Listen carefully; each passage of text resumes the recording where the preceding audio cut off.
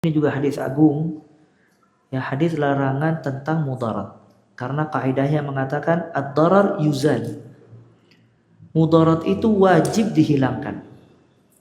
Ad-darar yuzal. Hadis ini lihat kata Nabi Muhammad SAW, la darar wa la dirar. Tidak boleh kita berbuat mudarat dan tidak boleh memudaratkan orang lain. Artinya tidak boleh memudaratkan diri kita dan kita juga tidak boleh menularkan mudarat kepada orang lain. Dan ini banyak disebutkan oleh Allah di dalam Al-Qur'anul Karim. Kata Allah Azza wa Jalla, "Wala tulqu biaydikum ila tahlukah." Jangan kalian lemparkan diri kalian kepada kebinasaan. Kata Allah Azza wa Jalla, "Wala taqtulu anfusakum, innallaha kana bikum rahima." Jangan kalian bunuh diri kalian, karena Allah Maha Penyayang terhadap kalian. Maka semua bentuk mudarat, baik mudarat itu hanya buat diri kita atau mudarat itu terlampiaskan kepada orang lain, ini semuanya dalam agama Islam sifatnya haram. Karena ad-darar yuzal, darar itu dihilangkan. Kalau misalnya memang tidak bisa dihilangkan, ada di situ kemudaratan yang tidak bisa dihilangkan, maka syariat menyuruh kita untuk memilih akhafud dararain, mudarat yang paling kecil di antara dua mudarat. Ini menunjukkan kalau mudarat itu harus dihapus dalam Islam. Dan di antara perkara mudarat yang paling jelas, la syak, tidak ada keraguan di dalamnya, itu dukhan, rokok. Kenapa kita bahas rokok? Karena supaya tidak menjadi syubhat kalau rokok ini hukumnya boleh. Rokok itu haram. Dan ulama mutaakhirin, ulama di belakangan ini hampir ijma' atas keharaman rokok. Rokok pertama kali keluar itu para ulama memiliki 5 hukum. Ada yang mengharamkan, ada yang memakruhkan, ada yang mensunnahkan, ada yang mewajibkan, ada yang memubahkan. Ya. Karena belum terdeteksi apa hukum rokok pada dasarnya. Imam Syaukani rahimahullah, beliau juga termasuk ulama yang awal keluar rokok sempat membolehkan hukum rokok. Tapi subhanallah, lihat ulama mujtahid. Beliau ketika membolehkan hukum rokok mentakyid, mengikat hukum rokok itu selama, kata beliau, al-aslu fil asya al-ibaha. Hukum dasar segala sesuatu itu boleh malam tatabayyan ad-darar, selama mudaratnya itu tidak terlihat. Ketika mudaratnya terlihat, maka hukumnya menjadi haram. Ya, subhanallah, pendapat Imam Asy-Syaukani rahimahullah dibantah oleh Al-Imam Al-Mubarakfuri dalam kitab Tuhfatul Ahwazi. Imam Al-Mubarakfuri dalam syarah At-Tirmidzi, beliau membantah pendapat Imam Asy-Syaukani. Kenapa? Karena di zaman beliau yatabayyan, telah jelas hukum rokok. Maka para ulama sepakat kalau rokok itu haram. Dan Syekh masyhur Hasan Al-Salman hafizahullah, beliau memiliki satu risalah tentang rokok ini. Dan beliau membantah satu kitab dari ulama salafiyin bernama Syekh Mar'i Al-Hambali. Syekh Mar'i Al-Hambali termasuk ulama salafiyin yang dia mengarang kitab bolehnya rokok. Dan kitab ini dikomentari oleh Syekh masyhur Hasan Al-Salman. Kemudian Syekh masyhur hafizahullah, beliau memberikan kaidah yang sangat bagus berkaitan dengan rokok. Kata beliau, fikih rokok ini bukan fikih adillah wal burhan, tapi fikih az-zaman wal makan. Fikih rokok ini bukan fikih yang berkaitan dengan dalil dan hujjah, tapi fikih yang berkaitan dengan tempat dan waktu. Karena hukum itu bisa berubah sesuai dengan tempat, bisa berubah sesuai dengan waktu. Dulu pertama kali keluar, maka mungkin ada khilaf di antara para ulama. Karena kenapa? Karena medis tidak secanggih zaman sekarang. Setiap ulama mengeluarkan hujjah satu dengan yang lainnya tentang hukum dukhan. Tapi ketika kemajuan teknologi, kemajuan medis, maka hal-hal yang rancu pada zaman dahulu menjadi jelas di zaman yang akan datang. Maka ulama dahulu tidak mendapatkan info sebagaimana ulama yang datang setelahnya dengan kemajuan medis. Maka fikih yang berkaitan dengan zaman wal makan. Dan subhanallah, fiqhul bidayat laisat fiqhun nihayat. Fikih di awal perkara itu tidak sama seperti fikih di akhir perkara. Makanya dengan berjalannya waktu jelas kalau hukum rokok itu menjadi haram. Nggak mungkin ada orang di zaman sekarang yang berani baca Al-Quran sambil ngerokok. Bener, berani apa enggak? Sekarang antum baca Al-Quran, antum bakar rokok di depan orang. Kira-kira ditegur gak sama orang? Ditegur. Yang nggak mungkin ada orang berani baca Al-Quran sambil ngerokok. Tapi ada nggak orang baca Al-Quran berani sambil seruput kopi? Boleh apa enggak? Boleh. Minum air, boleh apa enggak? Minum sirup, boleh apa enggak? Boleh, dan seterusnya. Ini menunjukkan kalau rokok itu haram karena di dalamnya ada mudarat. Dan Syekh Sulaiman subhanallah, beliau ketika ditanya tentang masalah ini, pertanyaannya, ada sebagian ulama yang membolehkan rokok. Maka Syekh Sulaiman menjelaskan dengan detail tentang hukum rokok. Kemudian beliau memberikan satu kaidah. Di antara kaidah tentang ifta, apa ifta? Fatwa. Kata beliau, tidak ditanya fatwa kepada seseorang yang dia jatuh terhadap perkara yang haram kemudian dia berfatwa tentang haram tadi. Itu nggak ditanya. Orang nyukur jenggot, kemudian datang muridnya nanya, Ustadz apa hukum nyukur jenggot? Antara dua, antara dia membolehkan menyukur jenggot, atau dia paling tidak bilang jenggot memanjangkan hukum dasarnya wajib tapi ana muqassir. Ana dalam bab ini belum bisa. Mesti seperti itu. Kalau dia tidak ada hawa nafsu. Orang isbal. Kemudian datang muridnya tanya, ya Ustadz apa hukum isbal? Dianya isbal. Kalau misalnya memang dia tidak menuruti hawa nafsunya, mesti dia mengatakan yang hak. Dia bilang isbal haram. Cuman ana pribadi belum bisa untuk di atas mata kaki. Ini kalau dia insaf, dia objektif. Tapi kalau misalnya dia tidak objektif, dia akan mengatakan kalau isbal itu boleh dalam keadaan ini, dalam keadaan itu.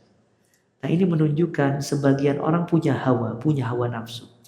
Dia berusaha untuk membenarkan perbuatannya karena dia belum bisa meninggalkan perbuatan haram tadi. Makanya yang paling susah bagi orang yang berilmu itu kata para ulama tajridul haq. Ini antum perhatikan ini. Tajridul haq. Dia di atas hak dan mempertahankan hak tadi walaupun dia belum bisa mengamalkannya. Walaupun dia menyelisihinya. Ini yang paling sulit bagi orang berilmu. Namanya tajridul haq. Ya. Nah makanya kata Nabi SAW, qulil haq wa in kana murra. Katakanlah yang benar walaupun pahit, ya. Maka ini ya poin yang sangat penting ya, kita memohon kepada Allah Azza wa Jalla agar Allah memberikan kepada kita hidayah. Dan diantara doa Nabi Muhammad SAW, Allahumma arinal haqqa haqqan warzuqna ittiba'ah. Ya Allah, perlihatkanlah kepada kita yang hak adalah hak dan karuniakanlah kepada kita untuk mengikuti hak tersebut. Wa arinal batila batilan, dan perlihatkanlah kepada kami yang batil batil, dan karuniakanlah kepada kami untuk menjauhinya. Adapun kalau perkataan ulama dan pendapat ulama la nihayatalah, enggak ada ujungnya. Sekarang subhanallah, sebagian ulama membolehkan a'azzakumullah, mohon maaf, onani. Hukum onani mubah, boleh. Akhirnya orang suka onani mengambil perkataan ulama. Ustadz, ana ingin onani karena ulama ini membolehkan. Ini hujjah atau bukan hujjah? Hah? Enggak boleh, haram. Ya kalau misalnya dia berlandaskan dengan perkataan ulama, maka dia bisa berbuat apa saja sesuai dengan hatinya. Ya, dan ini bahaya. Oleh karena itu al-haq la yu'raf birrijal, innama rijal yu'raf bil haq. Kebenaran itu tidak dikenal oleh manusia, tapi manusia itu ditimbang dengan kebenaran. Kebenaran itu adalah Al-Quran dan As-Sunnah. Nah. Hadis ke-33. Penuduh wajib mendatangkan bukti. Dari Ibnu Abbas radhiyallahu anhu bahwa Rasulullah sallallahu alaihi wasallam bersabda, seandainya setiap manusia diberi tuntutan dakwaan, niscaya orang-orang akan menuntut darah dan harta suatu kaum. Akan tetapi orang yang menuduh atau menuntut wajib mendatangkan bukti, dan bagi orang yang mengingkarinya atau terdakwa wajib untuk bersumpah. Hadis hasan. Nah, lagi. Hadis ke-34. Mengubah kemungkaran adalah wajib. Dari Abu Sa'id Al-Khudri radhiyallahu anhu, ia berkata, aku mendengar Rasulullah sallallahu alaihi wasallam bersabda, barang siapa di antara kalian melihat kemungkaran, hendaklah ia mengubahnya dengan tangannya. Jika tidak sanggup, maka dengan lisannya. Jika tidak sanggup, maka dengan hatinya. Dan itulah selamanya iman. Nah, di sini hadis yang ke-34 ada fikih tentang amar ma'ruf nahi mungkar. Ini antum perhatikan. Sebagian besar orang dia membuat banyak masalah di tengah-tengah masyarakatnya. Kemudian dia membuat banyak masalah di tengah-tengah keluarganya karena kurangnya pemahaman dia dalam fikih beramar ma'ruf dan nahi mungkar. Lihat di sini kata Nabi SAW, man ra'a minkum mungkaran falyughayyirhu biyadihi. Barang siapa salah seorang di antara kalian melihat kemungkaran, maka ubah pertama kali dengan apa? Tangan. Kalau nggak bisa dengan tangan, dengan apa? Lisan. Kalau tidak bisa dengan lisan, dengan hati. Dengan tangan nggak semua orang bisa. Tangan itu dikerjakan bagi orang yang memiliki wilayah kekuasaan. Pemerintah bisa dengan tangan. Bapak di rumah ketika ingin menghukum anaknya dengan memukul dalam rangka tarbiyah, berhak apa tidak berhak? Berhak. Tapi kalau misalnya orang ngelihat tetangganya bermaksiat, kemudian datang diambil barang maksiatnya, diobrak-abrik rumahnya, berhak apa tidak berhak? Enggak berhak, karena dia tidak memiliki kekuasaan. Kemudian yang kedua, lisan. Kalau dia tidak bisa dengan tangan, maka yang kedua dengan lisan. Lisan itu dengan menasehati, menegur, dan yang lainnya. Kalau tidak mampu dengan lisan karena keterbatasan ilmu, sebagian orang dia tidak memiliki hujjah. Dia tahu depan dia ini kemaksiatan. Cuman kalau dia berbicara, hujjahnya tidak kuat.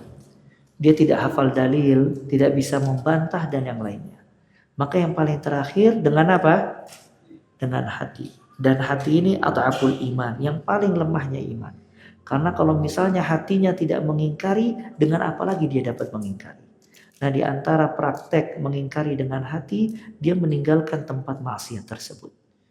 Makanya apabila kita di tengah-tengah masyarakat kita, kemudian di masjid ada praktek yang tidak baik, tidak sesuai dengan contoh Nabi SAW. Kita nggak bisa dengan tangan karena keterbatasan, nggak bisa dengan lisan karena berbahaya atau tidak ada hujah. Maka paling tidak dengan apa? Dengan hati. Hati kita berdiri, kita meninggalkan. Dan itu dakwah. Jadi kita mengingkari kemungkaran dengan meninggalkan tempat kemungkaran tersebut, itu dakwah kita. Karena manusia akan bertanya-tanya kenapa kita tidak hadir, kenapa kita tidak ikut serta. Kita mengingkari dengan hati. Kemudian di antara fikih amar ma'ruf nahi mungkar. Amar ma'ruf nahi mungkar dilihat maslahatnya. Artinya kalau seseorang beramar ma'ruf atau nahi mungkar, tapi dampak dari amar ma'ruf nahi mungkarnya akan jauh lebih baik daripada sebelumnya, maka ini kita kerjakan. Yang kedua, amar ma'ruf nahi mungkar keadaannya tidak ada perubahan sama sekali, maka ini dia lihat. Kalau memang dia lihat ada sedikit maslahat, dia jalankan. Kalau tidak ada maslahat sama sekali, maka dia jangan jalankan. Yang ketiga, dia beramar ma'ruf nahi mungkar, keadaannya jauh lebih buruk dibandingkan sebelumnya, maka jangan dia amar ma'ruf nahi mungkar. Misalnya ada orang minum khamr 1 botol, kesel dia ngelihatnya, dia tegur, ya akhi, khamr haram, antum terancam api neraka, dosa ini itu. Akhirnya nih orang naik darah, malah sengaja besoknya minum 2 botol. Lihat, anak sekarang minum 2 botol. Artinya ada manfaatnya gak dari amar ma'ruf nahi mungkar dia? Tidak ada manfaatnya. Maka jangan dia paksakan. Makanya subhanallah, dalam Islam, dalam dakwah itu ada namanya mura'at ahwalil mukhatab, memperhatikan keadaan audien. Imam Ahmad, lihat fikihnya Imam Ahmad. Imam Ahmad ibn Hanbal rahimahullah, dia berselisih dengan satu ulama tentang minuman. Di situ ada minuman diharamkan oleh Imam Ahmad, tapi minuman itu tidak diharamkan oleh ulama tadi. Ternyata ulama yang tidak mengharamkan sakit. Akhirnya Imam Ahmad dengan murid-muridnya menengok. Ini Imam Ahmad ketika datang ke rumah ulama tersebut, di tempat tamunya itu, ruang tamunya ada minuman itu. Kalau antum ngapain? Antum bakal negor, syuf haram. Imam Ahmad tahu ini minuman hukumnya apa? Tapi sengaja Imam Ahmad melangkahi minuman tadi, kemudian duduk di depan minuman itu, dan minuman itu di belakang Imam Ahmad. Imam Ahmad berusaha untuk taghaful. Apa taghaful? Pura-pura tidak tahu. Ditengok oleh Imam Ahmad, didoakan dan yang lainnya.